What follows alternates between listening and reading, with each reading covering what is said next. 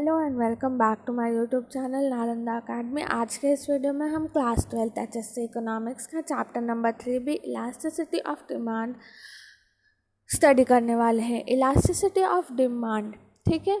इसके types of price elasticity बहुत ज़्यादा इंपॉर्टेंट है, जिसकी वीडियो मैंने पहले ही अपलोड कर दिया है। तो जिसने भी वो वीडियो नहीं देखी है, मैं लिंक डिस्क्रिप्शन बॉक्स में दे रही हूँ, आप जाकर देख सकते हैं और मुझे फॉलो भी कर सकते हैं इंस्टाग्राम के ऊपर। और जो भी आपकी डाउट डिफ़िकल्टीज़ है आप वहाँ पर मुझसे पूछ सकते हैं और क्लियर कर सकते हैं पर्सनली।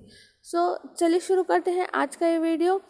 पहले हमने methods of measuring price elasticity के अंदर रेशियो और परसेंटेज मेथड स्टडी करा था पहली वाली वीडियो में, और आज के इस वीडियो में हम स्टडी करने वाले हैं टोटल एक्सपेंडिचर मेथड। तो लेट्स स्टार्ट। आज के इस वीडियो में हम टोटल एक्सपेंडिचर मेथड स्टडी करने वाले हैं। Total expenditure method, okay. Total expenditure method, this method was developed by professor Alfred Marshall. और ये वाला भी जो हमारा एक्सपेंडिचर मेथड है, ये प्रोफेसर एल्फ्रेड मार्शल ने ही डेवलप किया था। और जो अमाउंट ऑफ एक्सपेंडिचर होता है before and after the price change is compared, ठीक है। अब यहाँ पे समझो, ये लाइन जो है ये समझो, total expenditure of amount before and after the price change, ठीक है। एक प्राइस है, एक कमोडिटी है, पहले 10 रुपये में मिलती थी, अब 15 रुपये में मिलती है, ठीक है। पहले कितने रुपए में मिलती थी? पहले 10 रुपये में मिलती थी और अब 15 रुपये में मिलती है। तो ये टोटल अमाउंट ऑफ एक्सपेंडिचर बताता है कि एक पर्सन ने पहले 10 रुपये में कितना चीज़ खरीदा और कितना खर्चा किया। एक्सपेंडिचर मीन्स कोई इंसान किसी चीज़ के ऊपर खर्चा कर रहा है, ठीक है। एक्सपेंडिचर का मतलब होता है मैं किसी चीज़ को कितना खरीद रही हूँ, मैं उसके ऊपर कितने पैसे स्पेंड कर रही हूँ, ये मेरा एक्सपेंडिचर होता है, ठीक है।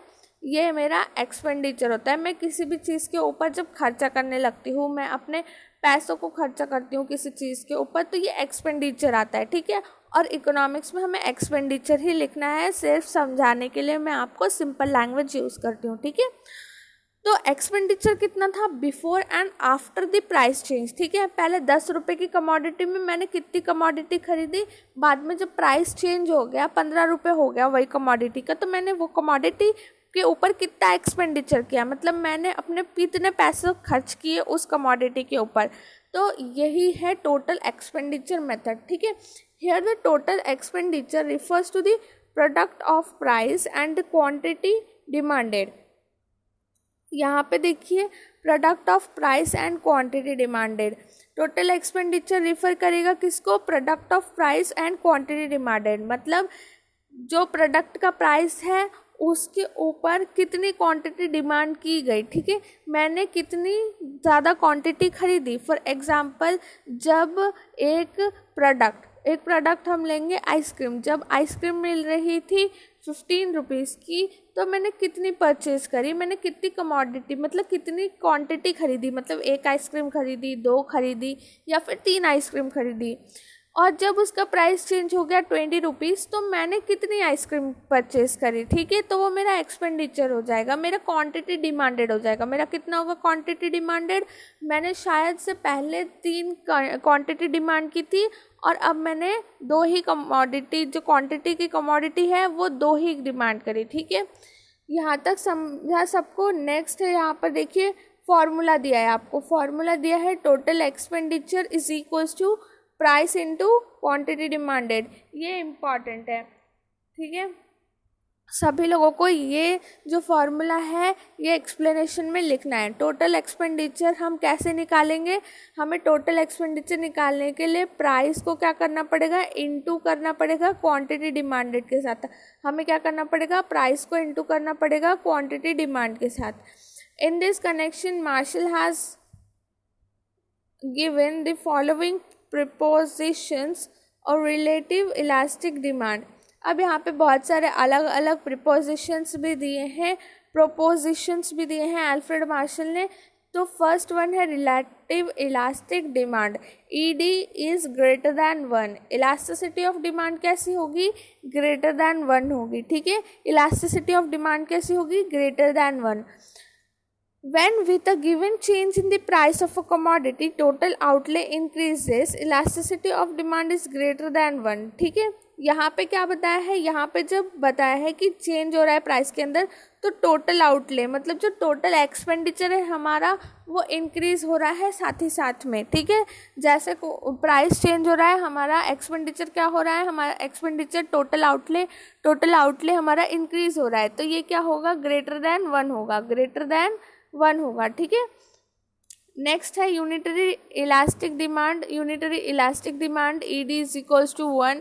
यहाँ पे क्या होगा, जब प्राइस फॉल्स होगा या फिर राइज होगा. ठीक है, एक कमोडिटी है उसका प्रोडक्ट का प्राइस बढ़ रहा है या घट रहा है, इंक्रीज हो रहा है या फिर डिक्रीज हो रहा है, राइज हो रहा है या फिर फॉल हो रहा है, दोनों में से जो भी हो रहा है उसकी वजह से क्या होगा, आउटले डज नॉट चेंज. मतलब जो आउटले है वो चेंज नहीं होगा. आउटले क्या होगा, चेंज नहीं होगा. ठीक है, आउटले चेंज नहीं होगा, एक्सपेंडिचर इंक्रीज डिक्रीज नहीं होगा.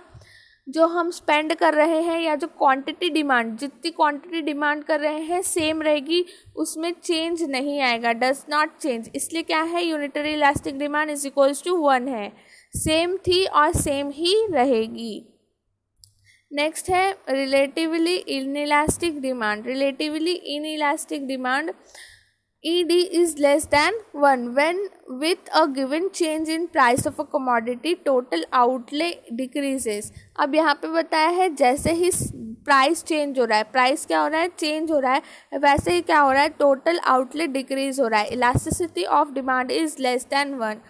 ठीक है, अब जैसे ही प्राइस क्या हो गया, कम हो गया, तो elasticity of demand is less than 1 इसलिए हो गई क्योंकि लोगों ने क्वांटिटी डिमांड कम कर दी और टोटल आउटले डिक्रीज हो गया. क्या हो गया, टोटल आउटले डिक्रीज हो गया, इसलिए elasticity of demand is less than 1.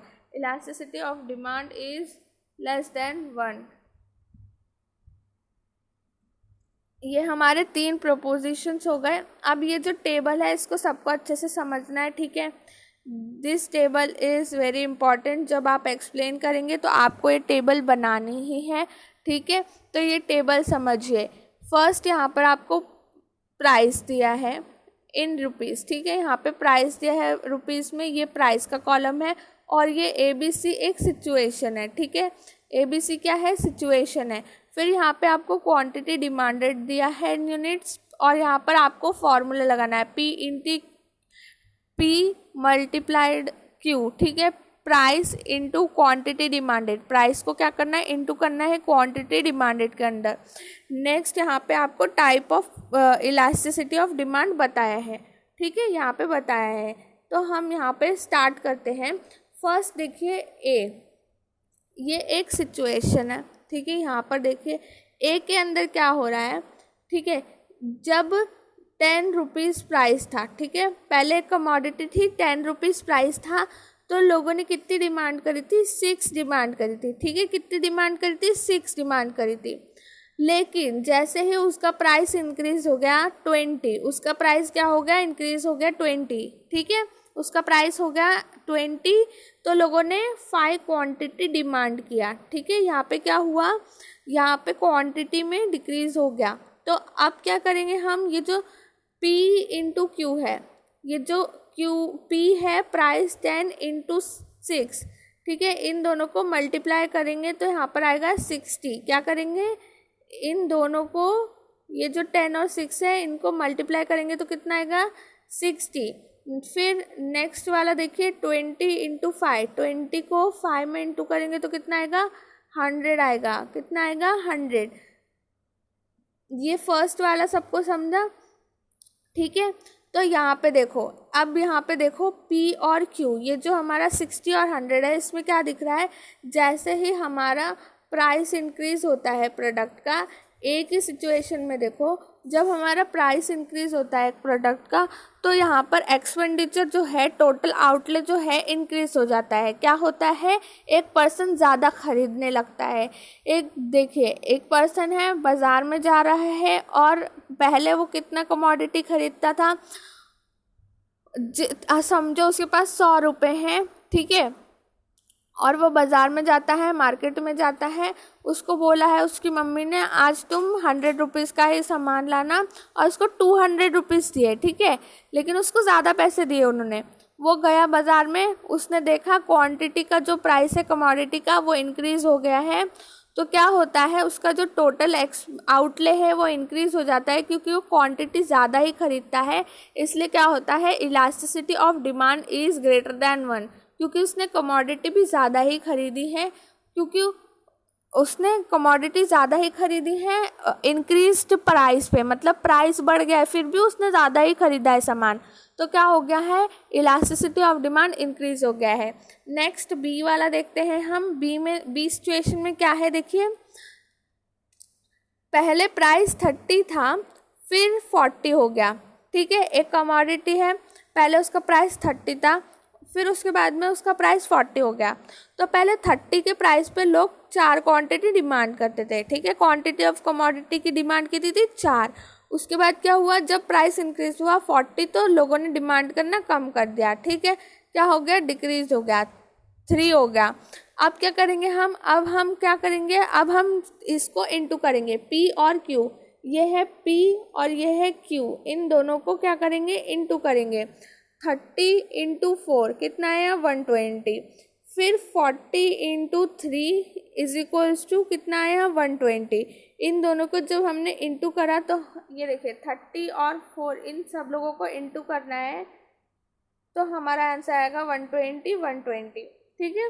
तो ED इज इक्वल्स टू 1, क्योंकि देखिए जितना अमाउंट प्राइस इंक्रीज हो रहा है क्वांटिटी डिमांड देखिए वैसी की वैसी ही है, इसलिए जो ED है इलास्टिसिटी ऑफ डिमांड है वो चेंज नहीं हो रही है। इलास्टिसिटी ऑफ डिमांड प्राइस की वजह से अफेक्ट नहीं हो रही है, इसलिए ED इज इक्वल्स टू 1 है, ठीक है।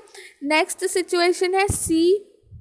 यहाँ पे देखिए प्राइस इंक्रीज हो रहा है, 50 से 60 हो रहा है, क्वांटिटी डिमांड डिक्रीज हो रही है, 2 से 1 हो रही है। अब हमें क्या करना है, देखिए 50 रुपीज़ जब प्राइस था तो लोगों ने 2 कमोडिटी डिमांड किया, मतलब 50 इंटू 50 और इंटू करना है हमें 2 को, ठीक है, तो कितना आया, 100 आ गया।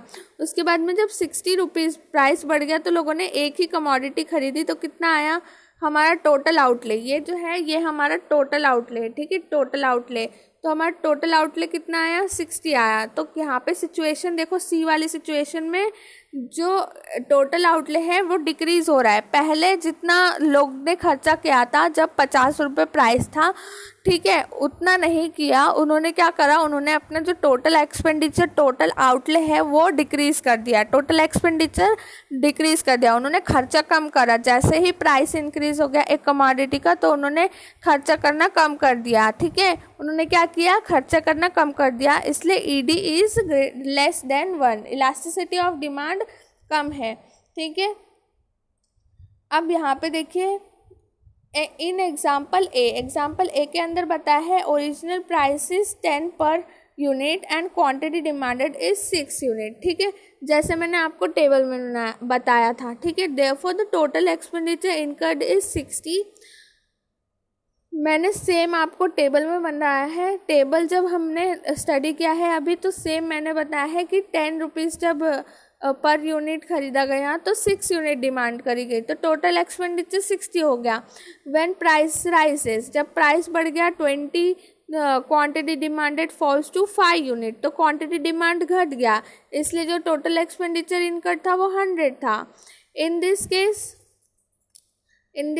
total outlay is greater than original expenditure, hence this example is elasticity of demand less greater than 1, ठीक है, greater than 1, ED is equals to greater than 1। In situation A में क्या होगा, greater than 1 होगा।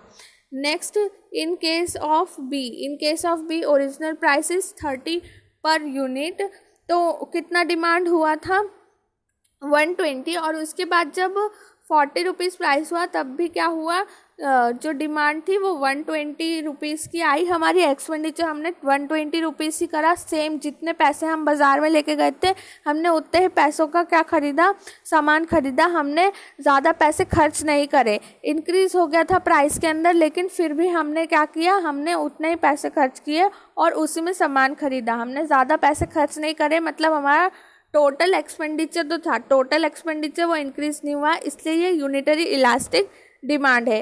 इन B situation total expenditure increase नहीं हुआ, वो constant था, इसलिए ईडी इज इक्वल्स टू 1 है। इन केस ऑफ सी में देखिए, सी में क्या होता है, जैसे ही प्राइस जो है, ओरिजिनल प्राइस जो था वो इंक्रीज़ होता है, न्यू प्राइस जब आता है 60 यूनिट्स तो लोग क्या करते हैं, क्वांटिटी डिमांड फॉल कर देते हैं, फॉल्स टू 1। तो क्या होता है, टोटल एक्सपेंडिचर जो था पहले जो लोग खरीदते थे वो ओरिजिनल जो था उससे क्या होता है, कम हो जाता है, इसलिए ED is less than 1, ED is less than 1। ठीक है, अब नेक्स्ट वीडियो में हम पॉइंट मेथड और ज्योमेट्रिक मेथड स्टडी करने वाले हैं। So thank you for watching this video.